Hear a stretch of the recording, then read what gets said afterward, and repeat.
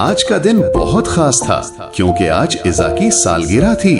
ایزا 5 سال کی ہو گئی تھی اور وہ بہت خوش تھی۔ گھر کا کھلا ہال خوب سجایا گیا تھا۔ رنگ برنگے غبارے چھت سے لٹک رہے تھے، دیواروں پر جگمگاتی لائٹنگ چل رہی تھی اور ہال خوشبو سے مہک رہا تھا۔ کمرے کے درمیان ایک خوبصورت میز تھی جس پر ایک بڑا سا پیارا کیک رکھا ہوا تھا۔ کیک گلابی، نیلا اور سفید رنگوں میں سجا ہوا تھا۔ اس پر 5 جگمگاتی موم بتیاں جل رہی تھیں اور کیک پر چاکلیٹ سے لکھا تھا ہیپی برتھ ڈے ایزا۔ مہمان ایک ایک کر کے آ رہے تھے، سب ہاتھوں میں ایزا کے لیے تحفے لیے ہوئے تھے۔ کوئی گڑیا لایا، کوئی کتاب اور کسی نے خوبصورت کپڑے دیے۔ ایزا بہت خوش تھی، وہ سب کو خوش آمدید کہہ رہی تھی۔ لیکن اچانک ایک مسئلہ کھڑا ہو گیا۔ ایزا کی چھوٹی بہن ارہا جو 4 سال کی تھی جلدی سے دوڑ کر کیک کے پاس گئی اور بولی کیک میں کاٹوں گی۔ یہ سن کر فاطمہ جو صرف 2 سال کی تھی ہاتھ نچا کر بولی نہ کیک میں کاٹوں گی۔ دونوں بہنیں لڑنے لگیں۔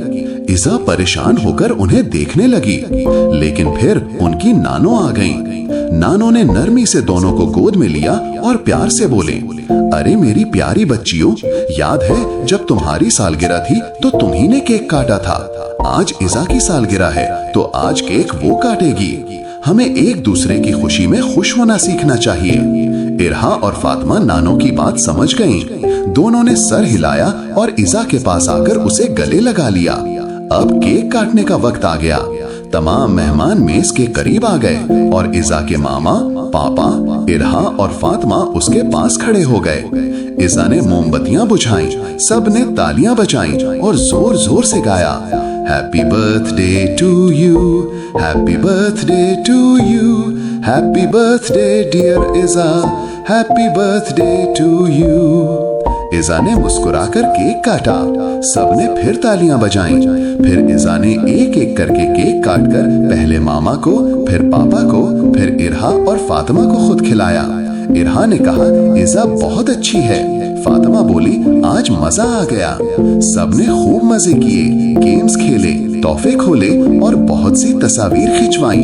یہ ایزا کی ایک یادگار سالگرہ بن گئی۔ ہمیں دوسروں کی خوشی میں خوش ہونا چاہیے۔ ہر دن سب کا نہیں ہوتا، لیکن اگر ہم ایک دوسرے کی خوشی بانٹیں تو خوشیاں بڑھ جاتی ہیں۔